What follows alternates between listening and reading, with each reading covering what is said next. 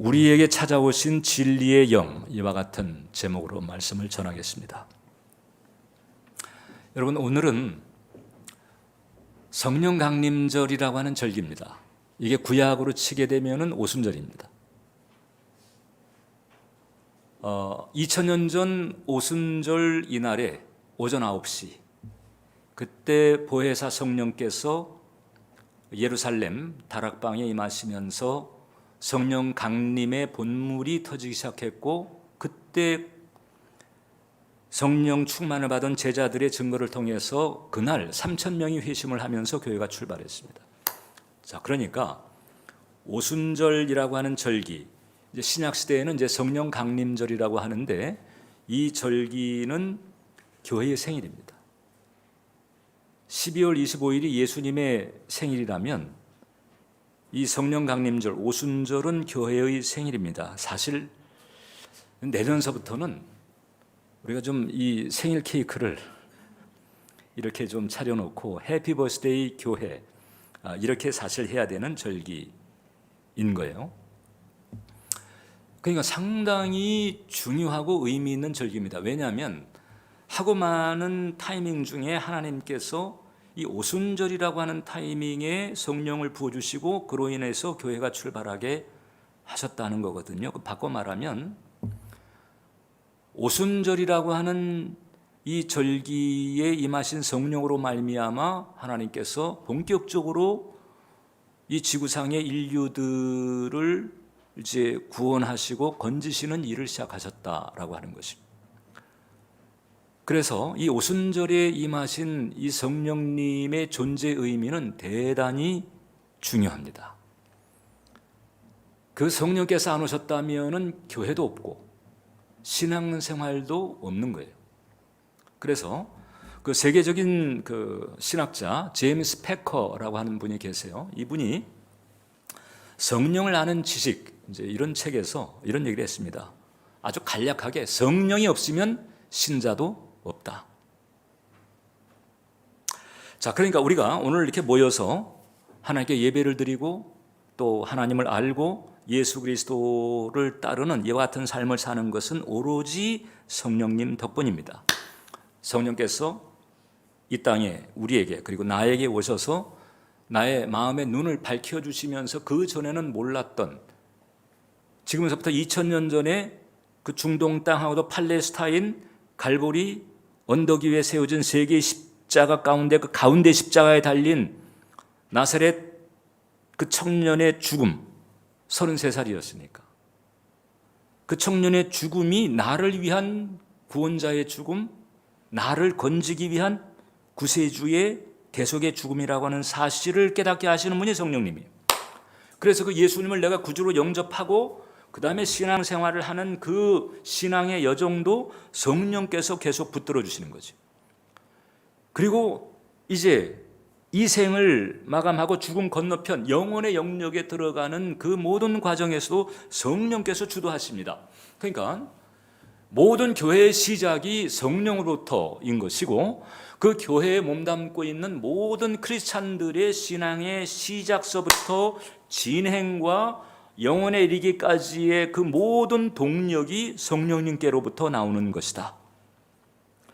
그래서 이 성령님을 아는 것은 대단히 중요합니다. 나의 신앙의 시작이자 동력이기 때문에 그렇습니다. 성령님이 없는 사람은 구원이 없다는 거잖아요. 성령이 없는 사람은 신자도 아니라는 거잖아요. 그래서 성령, 이분이 누구인가를 잘 아는 것이 중요합니다. 자, 그러면 그분은 어떤 분이며 무엇 때문에 오셨고 어떤 일을 하시는가? 첫 번째, 예수님이 이렇게 그분을 소개했습니다. 그분은 또 다른 두 번째 보혜사다. 이게 이제 동의 반복인데, 또 다른 보혜사 혹은 이제 두 번째 보혜사인 거예요. 요한복음 14장을 보면 내가 아버지께 구하겠으니 그가 또 다른 보혜사를 너희에게 주사 영원토록 너희와 함께 있게 하시리니 그는 진리의 영이라. 지금 예수님 말씀이거든요. 예수님께서 이제 성령님을 소개하는데, 내가 아버지께, 즉 하나님 아버지께 여러분, 우리 기독교의 하나님은 삼위일체의 하나님입니다. 이게 셋이면서도 하나고 하나면서도 셋이에요. 그래서 성부 하나님, 성자 예수님, 성령 하나님, 이 세 위격이 계신데 그러면서도 동일한 본체예요. 하나면서도 셋이고 셋이면서도 하나인, 이 세상에 뭐 어떤 그 과학, 물리 뭐 이런 지식으로도 온전히 설명할 수 없는, 이것은 초자연적인 영역의 일종의 신비이기 때문에 이것은 이제 우리가 믿음으로 이제 받아들이는, 성령께서 이걸 깨닫게 하시고 받아들이게 하시면서 우리가 신뢰하는 것이거든요. 자, 그래서 예수님께서 하나님 아버지께 구하시는데 그 결과 우리에게 오시는 분이 성령님이시라고 하는 것이고, 그 성령님의 일종의 별명이 보혜사다라고 하는 거예요. 보혜사라고 하는 단어가 뭘까? 여러분, 지금 우리가 읽고 있는 이 한글 성경이 초창기에 번역이 될 때, 그때 이제 지금 우리 현대어보다는 이 조선조에 쓰였던 그 어휘들로 이제 번역이 된 거잖아요. 그 시절에는 이 성령님의 역할을 찬찬히 알고 보니까 이 보혜사네, 이렇게 해서 이제 쓴 거예요. 근데 현대인에게는 이 보혜사가 뭔가, 이제 이게 사실 퀘스천이 붙죠. 영어로 하게 되면은, 영어 성경에서는 헬퍼 혹은 컴포터, 곁에 와서 돕는 자라고 하는 이런 뜻을 가지고 있어요. 혹은 또 어드보케이터, 이런 단어들이 복합적으로 어우러진 것입니다. 그러니까 성령님은 어떤 분이시냐? 꼭 변호사와 같아. 나를 위해서 대언해주고 나를 옹호해주는, 그러면서도 친근한 가정교사 같아. 그러니까 내 옆에 착 달라붙어가지고, 이게 뭐 돈 때문에 하는 일도 아니고 순전한 애정을 가지고 날 위해서 전력을 다해서 올바른 내용을 알게 하려고 힘쓰는 친근한 가정교사도 같다. 이런 역할을 하시는 분이 성령님이시다, 이렇게 아시면 되는 거예요. 그 적도 아프리카에 가게 되면 카레족이라고 하는 현지인들이 있는데, 그 현지인들에게 복음을 전했던 그 에스텔라 마이어즈라고 하는 선교사가 있었습니다. 이분이 이 카레족들에게 이제 복음을 전하는데, 그 복음 중에도 요한복음이 이제 처음에 이제 많이 전해지거든요. 그 요한복음을 번역하려고 그 카레족의 언어로 이렇게 애를 쓰는 중에, 지금 요한복음 14장 이 대목에 와가지고, 자, 이 성령님, 이 보혜사 성령님을 이제 번역을 해야 되는데, 보혜사, 그러니까 영어로는 이제 헬퍼 혹은 컴포터, 어드보케이터, 이제 요 단어를 놓고 이것을 이 사람들에게 어떻게 해야 이제 이해를 하나? 그 사람들은 변호사 체계 같은 게 없잖아요. 이러니까 이제 이해를 못하지요. 그러니까 이제 열심히 그 얘기를 풀어가지고 설명해 주니까, 그때 이 원주민들이 그 얘기를 딱 듣고, 아하, 그럼 선교사님, 그거 우리 식으로 번역하려면은, 그러니까 이렇게 하면 됩니다. 어떻게? 우리 옆에 구부리는 이라고 번역하면 다 알아듣습니다. 아니, 우리 옆에 구부리는 이라니? 그게 무슨 뜻인가? 이렇게 이제 물어봤더니, 그 아프리카에는 이 짐꾼들이 이제 머리에 짐을 이고 그 장거리 운송을 합니다. 왜냐하면 거기 도로가 없잖아요. 온통 정글을 해 뒤집고 가면서 물건을 이제 날라야 되는데, 그러면 한 번 물건 싣고 도착지까지 가는데 2개월, 3개월 걸리는 이런 운송이 여러 번 있다는 거예요. 그러면 그 정글길을 통과하면서 어쩌다가 이제 뭐 모기에 물리고 뭐 맹수들에게 이렇게 하면서 그냥 부상을 입고 그다음에 끙끙 앓고 이렇게 되면은 대열은 지금 계속 진행을 해야 되는데, 이 사람이 나을지 죽을지를 모르니까, 나도 언제 나을지 도리 없이 그냥 두고 간다는 거예요. 그러면 이제 남은 환자는 혼자 끙끙 앓다가 들짐승의 밥이 되는 일들이 비일비재하다는 거죠. 그런데 이렇게 놔두고 간 사람이 있는데, 그 뒤에 오는 다른 대열에 있는 그 어떤 사람이 자기 일도 아니고 얼마든지 그냥 지나쳐 갈 수 있지만은, 자기 좀 딱 내려놓고 이 사람 옆에 와가지고 몸을 구부리고, 그래서 이 사람을 살피고, 그 다음에 이 사람을 부축하고 들쳐 업고, 그리고 마을까지 가가지고 치료받게 하고 구조해주는 이런 사람, 이런 사람들이 더러 있다는 거거든요. 이런 사람을 우리 옆에 구부리시는 이렇게 이제 표현한다는 거예요. 이렇게 하면은 사람들이 이해를 할 겁니다. 그래가지고 그렇게 번역을 했다는. 그러니까는 원주민들이 성령님이 바로 그런 분이구나 이렇게 깨닫게 된 거예요. 여러분, 제가 이제 이 글을 봤을 때 한 가지 깨달은 게, 그 카레조개에서 그렇게 옆에 와서 구부리는 그 대단히 고마운 사람이잖아요. 근데 그런 사람들이 뭐 어쩌다가 뭐 몇 번씩, 많아도 몇 번이겠지, 뭐 계속 그렇게 하겠어요? 그런데 감사한 것은 예수님 승천 이후에 우리에게 오신 그 성령께서는 그냥 평생 매일 순간순간 구부리시면서 여러분을 챙기시고 나를 챙기시는 거예요. 네. 그렇게 해서 우리를 도와주시는 거예요. 자, 그런데 이런 일을 하시는 그 성령께서 또 다른 보혜사라고 하는 거잖아요. 그렇다면 이제 오리지널 보혜사가 있다는 뜻이겠지. 그럼 최초의 보혜사, 오리지널 보혜사는 누굴까? 예수님입니다. 예수님이 처음으로 이 땅에 오셔가지고 우리의 구원을 위해서, 우리의 속죄를 위해서, 우리의 영혼을 위해서 십자가에 달리시고 위대한 구원의 일을 이루셨잖아요. 예수님은 죄와 저주 가운데 신음하고 고통 가운데 살다가 그 다음에는 죽게 되면 영벌에 떨어지게 되는 우리들을 긍휼히 여기셔서 이 땅에 오셔가지고 구부리신 거죠.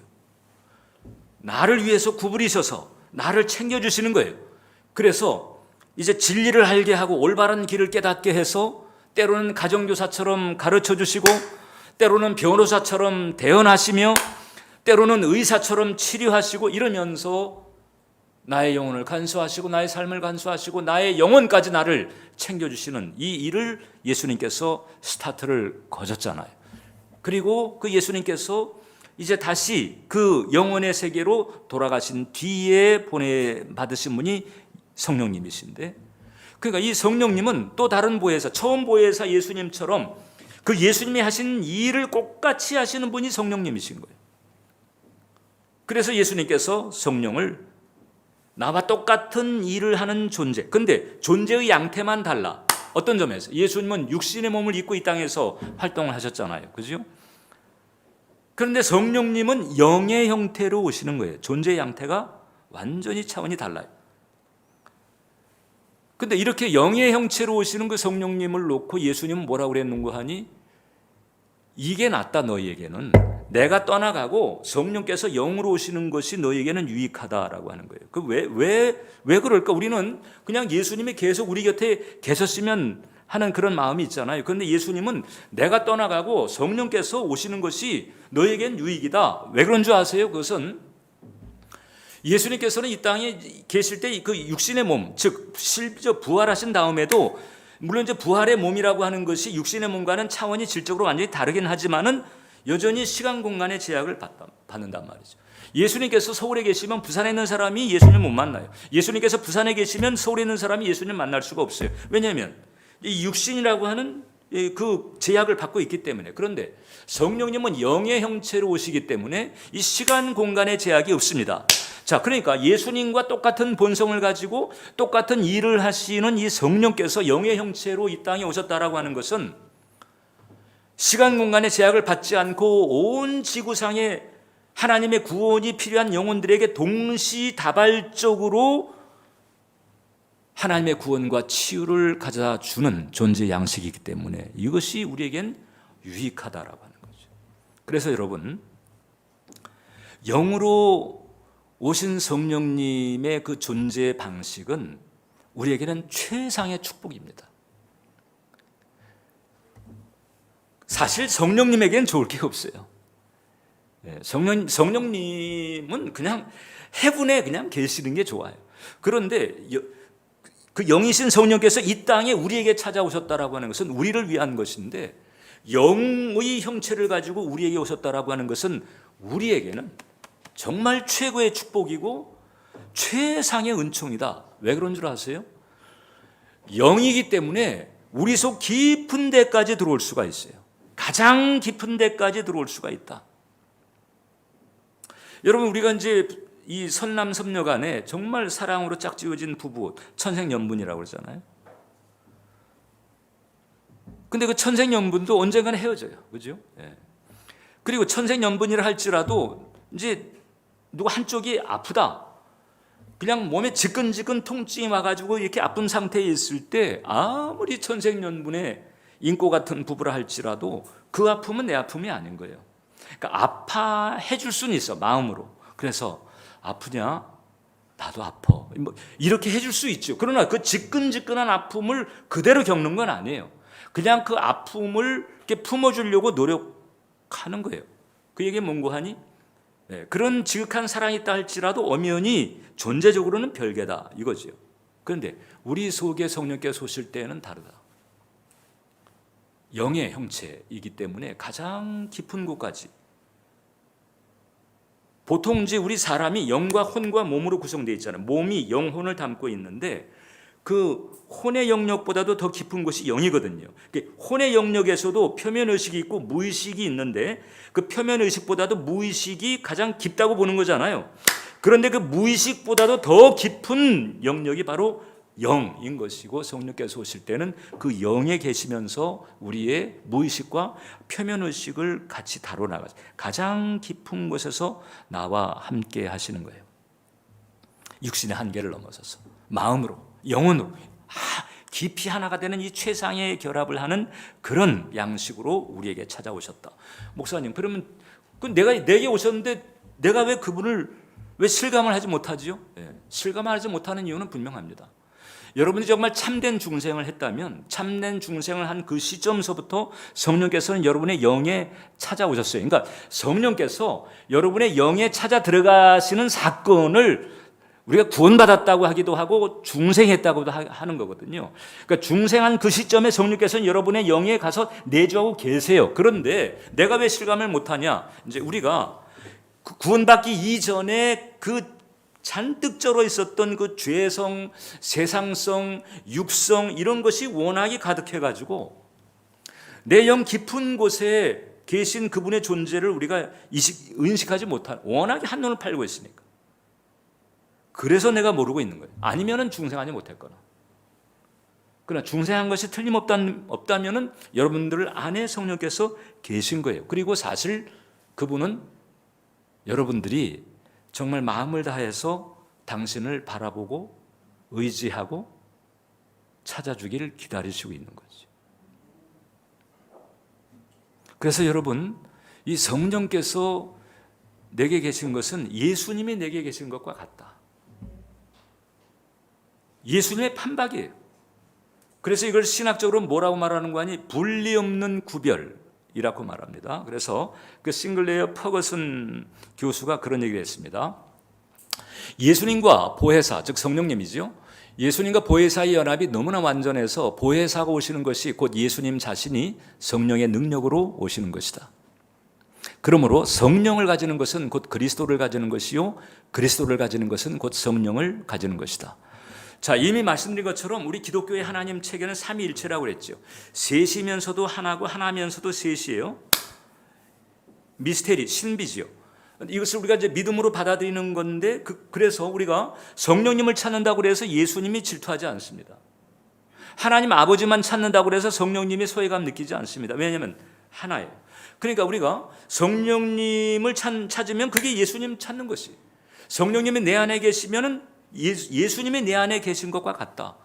그래서 그 성령을 통해서 예수님의 마음, 예수님의 사랑, 예수님의 능력, 예수님의 은혜, 그리고 예수님이 하신 일을 그대로 풀어주시는 분이 바로 우리 안에 계신 성령님인 줄 믿으시길 바랍니다.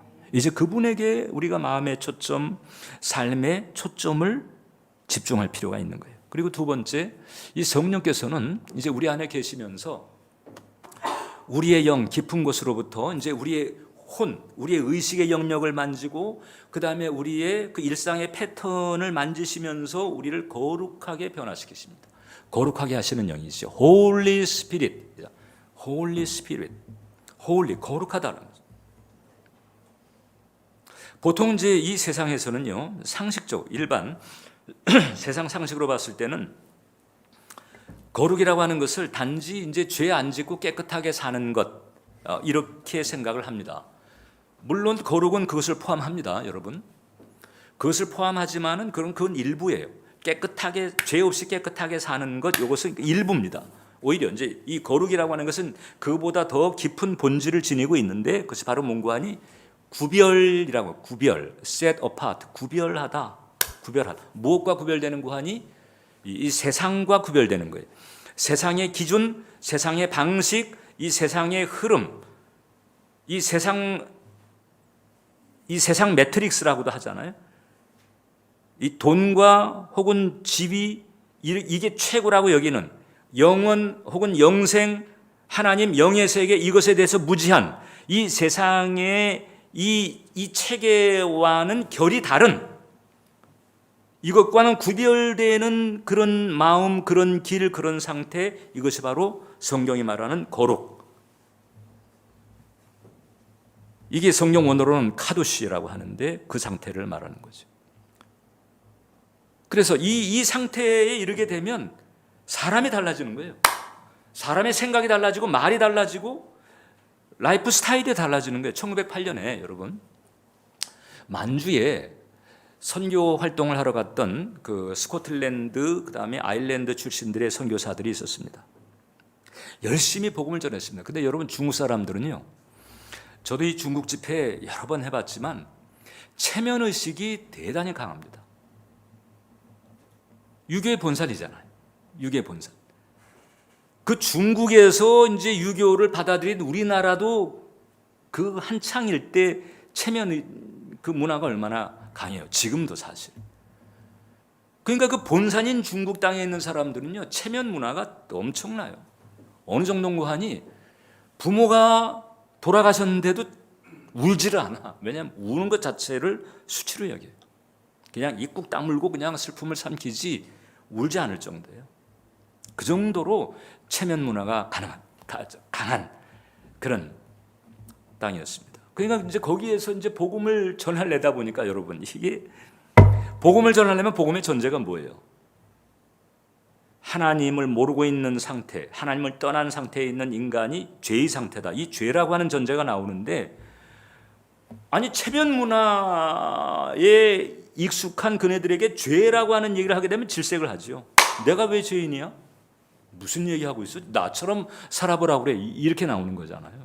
그러니까 그 복음을 전할 때 있어서 너무 장벽이 커가지고 이제 어려움을 많이 겪었던 거예요. 그러다가 이제 어느 날 이제 같이 연합 집회를 하게 됐는데 그 집회가 심상치 않았다는 거예요. 여느 집회와는 달리 그날은 같이 모여가지고 예배를 드리고 있는데 뭔가 분위기가 달라. 찬송을 드릴 때도 분위기가 다르고 말씀을 전하는 강사도 뭔가 그 초자연적인 어떤 그런 기운을 느낄 정도의 그런 심상치 않음이 있었고, 그 다음에 이제 아니나 다를까 말씀 끝나고 기도에 들어가는데, 여러분 이 주님의 그 임재가 있게 되면 공기의 밀도가 달라져요. 이게 똑같은 공간인데도 이 공기의 밀도가 마치 뭐가 이렇게 꽉 찬 듯한 이런 이제 느낌이 있거든요. 그런 상태에서 그냥 갑자기 은혜가 임하면서 이 중국인들이 그냥 막 원통절통하게 통곡을 하기 시작해요. 왜 그런 줄 아세요? 성령께서 임하면서 하나님이 계신 것과 그 하나님 앞에서 자기가 얼마나 추하고 더러운가, 이 자신의 상태가 확 깨달아지면서, 그러면서 이제까지 그냥 귀로만 들었던 예수님의 십자가가 은혜로 다가오면서 그 복합적인 깨달음들이 막 일어나면서 그냥 원통절통 그냥 하나님 앞에 회개하고, 심지어는요 어떤 사람이 범죄를 저질렀어요. 틀림없이 혐의가 분명해. 그래야 경찰이 잡아가지고 고문을 하면서 이렇게 막 압박을 가했는데도 죄 안 졌다고 잡아떼던 사람이었는데, 그 집회, 그날 그 집회에서 내가 그 죄를 저질렀습니다, 내가 죄인입니다, 그냥 스스로 자복하는 이런 일도 도무지 설명할 수 없는 이제 그런 변화를 보게 된 거예요. 그때 그 선교사들의 그 보고 기록을 보면 이렇게 되어 있습니다. 도무지 통제할 수 없는 능력이 교회에 들어왔습니다. 기적 같은 것은 믿지 않고 자기의로 가득한 중국인이 관청에서 아무리 고문해도 털어놓지 않았던 죄를 고백하는 일, 체면도 잃은 채 울면서 동료 신자들에게 기도해달라고 애걸하는 모습은 도무지 설명할 수 없는 변화였습니다. 한 가지 설명 외에는 있을 수 없다고 확신하게 되었습니다. 바로 하나님의 성령이 나타나신 것입니다. 성령을 믿사오며 라는 사도신경의 구절이 피할 수 없는 그 두려운 엄숙함으로 우리 앞에 살아난 것입니다. 누가 뭐라고 안 했는데 성령께서 임하시면서 그 마음 눈이 열려졌고 이제까지 귀로만 들었던 내용이 진리요 사실이라고 딱 닥쳐져 온 거죠. 그러니까 달라진 거예요. 성령께서 그냥 달라지게 만드는 거예요. 자, 그럼 그때 그 중국 사람들이 왜 그렇게 달라졌을까? 아주 결정적인 이유가 한 가지예요. 바로 뭔가 진리를 알았기 때문에. 목사님, 진리를 알았다는 게 뭐죠? 진리 하는데 진리를 그럼 뭐 이게 팩트도 아니고 이게 보통 이제 트루스라고 하잖아요. 이게 그럼 뭐 트루스하고 팩트하고 뭐가 다를까? 그리고 교회에서는 자꾸 진리라고 하는데 그럼 도대체 진리를 알았다는 것은 어떤 걸 말하지? 간단합니다. 진리를 알았다는 것은 인간이 왜 존재하고 무엇 때문에 사는가 그리고 어떻게 되는가를 깨닫는 것을 말해요. 아, 인간이 이래서 존재하게 됐구나. 또 이래서 존재하는구나. 그리고 어떻게 되는구나. 이 실상을 알게 되는 거예요. 이게 바로 진리를 알게 되는 것을 말합니다.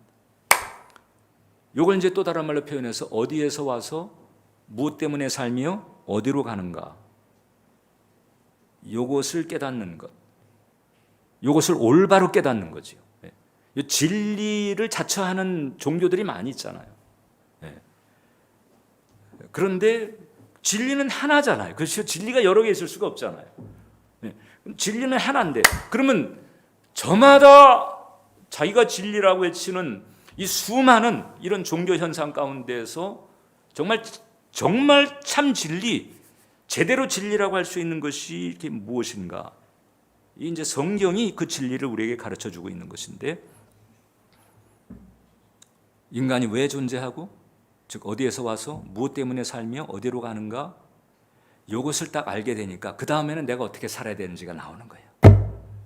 이것을 내가 깨닫게 되니까 이 땅에서 내가 직업을 가져도 내가 어떤 마음으로 이 직업에 종사하고 내가 사업을 해도 내가 어떤 방향성을 가지고 이 사업을 하고 내가 공부를 한다 할지라도 내가 어떤 지향점을 가지고 공부를 해야 되는 이게 나오는 거죠. 이 진리를 알게 되면 진리를 알기 이전과는 가치관이 달라져. 세계관이 달라져. 인생관이 달라집니다. 진리를 알게 된 때와 알게 되지 않은 때가 이렇게 차이가 날 수밖에 없는 것이거든요. 근데 성령님은 어떤 분인고 하니 이 진리를 깨닫게 하시는 거예요. 이 진리가 마음 가운데서 누가 강요하지 않아도 깨달아지게 되니까 그 마음 가운데 그 반응이 일어난 것이고 그래서 회개도 하게 되고 삶이 달라지고 이 수전노가 베푸는 사람으로 달라지게 되는 거잖아요. 자기애성 경향이 강했는데 그게 아니고 이제는 누군가를 살피고 돌보는 이런 쪽으로 이타적인 이런 삶으로 변화가 되는 이런 변화가 진리와 성령 때문에 일어나는 거예요.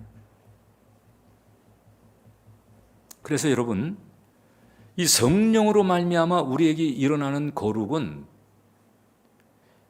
이게 굉장히 중요한 자격 조건이다 이렇게 말해요. 이 성령께서 우리에게 주시는 이 거룩함, 그러니까 사람의 노력으로 하는 거룩함이 아니에요, 여러분. 그거 잘 구분해야 됩니다. 사람의 노력 가지고 거룩하려고 애를 썼던 사람들이 있었죠. 예수님 때 바리새인들. 그 율법의 조항 하나하나 지키려고 목숨을 걸었던 사람들이에요. 그러니까 목숨을 걸고 열심히 지키려고 했으니까 사람들 보기에도 제대로 지켰다고 봐줬겠죠. 그러나 예수님은 그네들을 질타했습니다. 왜 그런 줄 아세요? 하나님께 용납받는 사람은 예수 그리스도의 십자가의 대속의 은총을 통해서 구원을 받는 것이지 사람의 노력 가지고 될 수가 없다는 것인데, 근데 그네들은 사람의 노력 가지고 구원받을 수 있는 것처럼 이렇게 사람들을 미혹하기 때문에, 그래서 아주 예수님께서 그네들을 질색을 한 거예요. 그러니까 사람의 노력 가지고 거룩함은 온전히 이룰 수가 없어요. 거룩한 것처럼 보이게끔 할 수 있지만은, 그러나 내면의 더러움은, 내면의 부정함은 인간이 극복할 수가 없어요. 그래서 성령께서 우리에게 오셔서 우리의 가장 깊은 곳, 우리의 마음 가장 깊은 곳으로부터 우리의 부정했던 마음, 그늘졌던 마음, 상처났던 마음들을 이렇게 다루시면서 진리를 따라 살게 만드시는 것인데, 이게 이제 성령께서 주시는 거룩함이라고 하는 거죠. 이것은 여러분, 많은 돈을 버는 것과 혹은 높은 지위에 오르는 것보다 더 귀한 축복입니다. 왜 그런가 하니, 여러분, 이제 이 땅에서 많은 돈을 버는 것 괜찮아요. 좋아요. 할 수 있는 한 해야죠. 기양 사업을 하는데 성공해야 되잖아요. 그러니까 많은 돈을 버는 것도 좋고 높은 지위에 오르는 것도 좋단 말이죠. 그런데 이것들은 한계가 있어. 어떤 한계가? 이제 인생 종점에 갔을 때, 죽음이라고 하는 이런 거대한 이 물음표가 내게 닥쳐올 때에 이건 아무 소용이 없어요. 여러분, 1987년 9월에 이건희 회장이 부친이죠. 지금 이재용 회장의 할아버지잖아요. 이병철 삼성 창업자가 이때 폐암이 들었습니다. 폐암이 죽게 된 거잖아요. 죽음. 이제 죽음이 닥쳐오는 거예요. 근데 죽음 건너편이 없으면 모르겠는데, 이 많은 종교들의 공통점은 일단 유사점이 뭔가 하니 죽음 건너편이 있다는 거잖아. 그러면 내가 이제 죽게 되는데, 내가 죽음 건너편에 갈 때 뭐 통장 하나 가지고 갈 수가 없어요. 뭐 삼성 회장이라고 하는 아무 소용이 없는 거야, 지금. 그냥 내 영혼 하나 달랑 이제 이게 죽고 난 다음에 죽음의 건너편이 있겠으면 그거 맞닥뜨려야 되는데, 이게 뭘 어떻게 해야 될지 쩔쩔매는 거지. 그래가지고 그때 그 박희봉 신부라고 하는 사람에게 24가지 종교와 신의 존재에 대한 질문을 던진 거예요. 알고 싶어서. 이거 어떻게 되는지. 이게 돈 가지고도 안 되고 지위 가지고 안 되는 문제잖아. 그 알려고 24가지 질문 던졌는데, 그 24가지 질문에 대한 답을 듣기 전에 그 2개월 후에 그만 이제 임종을 한 거잖아요. 이게 내세로 끝난단 말이에요. 금생으로 끝난다는 말이에요. 금생으로. 돈과 지위라고 하는 것은 이 땅에서 괜찮은 것이지만 금생으로 끝나는 거예요. 내세까지, 영혼까지 연결시키지를 못한, 내세까지, 영혼에까지 연결시켜주는 것은 예수님의 구원과 성령께서 이루어주시는 거룩합니다. 그래서 고린도 후서 7장을 보면 함께 읽겠습니다. 그런즉 사랑하는 자들아, 이 약속을 가진 우리는 하나님을 두려워하는 가운데서 거룩함을 온전히 이루어 육과 영의 온갖 더러운 것에서 자신을 깨끗하게 하자. 성령님의 도우심으로 이 거룩함을 이루게 되면, 이 거룩함이라고 하는 조건이, 즉 십자가와 성령으로 인한 거룩함입니다. 여러분, 그냥 단순한 사람의 노력으로 인한 거룩함이 아니고, 십자가와 성령으로 인한 이 거룩함이 결국 금생과 내세, 죽음 건너편까지 계속 연결시켜 주는 거예요. 그 십자가와 성령 안에서 거룩이라고 하는 변화를 차근차근 이루어가는 그 사람이 죽은 그 다음에도 계속해서 영혼의 영역에 연결되는 은혜를 받게 되는 거죠. 그렇기 때문에 우리는 감사해야 됩니다. 왜냐하면 엎어지고 넘어지고 망가지고 실족하게 일수인 우리에게 찾아오셔서 우리를 계속 챙기시는 거예요. 그래서 이것을 사람들은 모성적 사랑이라고 합니다. 하나님 아버지가 계신데 성령님은 우리에게 모성적 사랑을 베풀어 주시는 거예요. 마치 영유아를 키우려고 애를 쓰는 그 엄마와도 같아. 그냥 무한한 인내와 긍휼을 가지고 그냥 챙겨주고 꾸부려서 살펴주고, 성령님이, 우리 안에 오신 성령님, 감사해야죠. 마지막입니다. 또한 이 성령께서 또 어떤 일을 하시는가 하니 이분은 이제 투광 조명의 사명을 지니신 분이에요. 투광 조명. 여러분, 성령님은 자신의 명예, 자신의 인기에 관심이 없으세요. 성령님은 오직 그리스도의 지식과 영광을 전하는 데에 최선을 다하십니다. 자, 요한복음 16장 14절을 보면 예수님 말씀인데, 자, 예수님이 말씀하시는 거예요. 그가, 즉 성령님이 내 영광을 나타낼 것이다. 성령께서 오시면 그 성령은 나의 영광, 즉 그리스도의 영광을 나타낼 것이다. 내 것을 가지고 너에게 알리실 것이다. 성령님이 많은 일을 하시죠. 그런데 그 많은 일을 하는 주된 동기는 뭔고 하니 그리스도의 영광이에요. 예수 그리스도가 어떤 분인가를 드러내고 알게 하고 예배를 받게 하고, 여기에 초점이 있습니다. 그래서 제가 서두에 얘기했던 그 제임스 패커 교수는 이 성령님의 이런 역할을 두고 뭐라고 그랬는가 하니 투광 조명의 사명이라. 투광 조명. 이 투광 조명이 뭔고 하니, 여러분 이제 밤중에 여러분이 길을 가다 보게 되면 저 광화문 보세요. 저 광화문 지금 보게 되면 낮에는 그냥 광화문을 지나도 그냥 모든 것에 파묻혀 가지고 이렇게 그러려니 하지만은 밤에 딱 보게 되면 오, 광화문이 저렇게 생겼구나. 그 다음에 또 한강 같은 한강 교각 같은 데를 보면 그 이게 투광하는 그 조명 때문에 교각이 멋지게 보이는 거잖아요.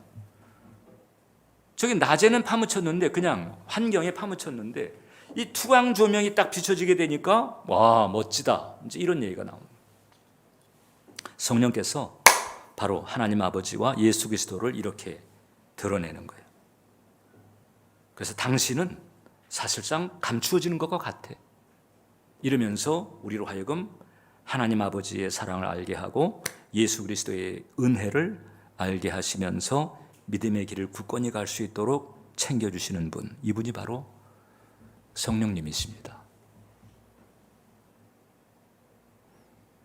또 하나 비유를 들자면 마치 창문과도 같아요. 지금 이제 우리가 이렇게 스크린으로 가려놨잖아요. 그렇지만 저 딱 걷어놓게 되면 밖에 있는 경치가 다 보여요. 우리는 이제 수변공원이 멋지잖아요. 근데 우리가 이제 여기서 이제 수변공원을 바라볼 때 창문을 의식하나요? 창문을 의식하지 않죠. 창문이 존재해요. 근데 창문을 의식하지 않습니다. 그냥 밖에 있는 경치를 보지. 이 창문과도 같은 존재가 성령님이에요. 당신께서 계신데 당신을 드러내지 않고 하나님 아버지와 예수님을 보게 만들면서, 그래서 그 예수님의 은총에 더 깊은 축복을 받을 수 있도록 이끌어 주시는 분이 바로 성령님이십니다. 할렐루야. 사랑하는 우리 예배자 여러분, 이 성령께서 여러분들과 함께 하십니다. 만약에 참된 중생을 하지 않았다면 이제 참된 중생을 구해야 돼요. 그러면 성령께서 오세요. 성령께서 오시게 되면 무지했던 영의 세계 진리를 깨달아 알게 되고, 내가 어디에서 와서 뭐 때문에 삶이 어디로 가야 되는지를 알게 되고, 따라서 내가 이제 어떤 동기, 어떤 지향점을 가지고 살아야 될지 진리에 입각한 삶을 살 수가 있게 되고, 이미 그 길에 들어선 분들에게는 이제 성령께서 동력을 주십니다. 능력을 주십니다. 지혜를 주십니다. 담대함을 주십니다. 통찰을 주십니다. 권세를 주십니다. 그래서 하나님의 자녀답게 당당하게 살 수 있도록 붙들어 주시는 줄을 믿으시기 바랍니다. 이 성령께서 오신 날이 바로 2000년 전 오늘. 이제 오늘 우리는 그 성령님의 오신 목적을 기리면서 오늘 우리가 해야 될 일은 그 성령님께 마음의 초점을 드리는 거지요. 그 성령님을 인정하고 의지하고 함께 동행하면서 하나님의 뜻을 이루고 이 땅에서 능력 있게 살아갈 수 있게 해 주시옵소서. 이 같은 마음을 가지고 성령님과의 관계를 새롭게 하는 여러분 되시기를 주님의 이름으로 축원합니다.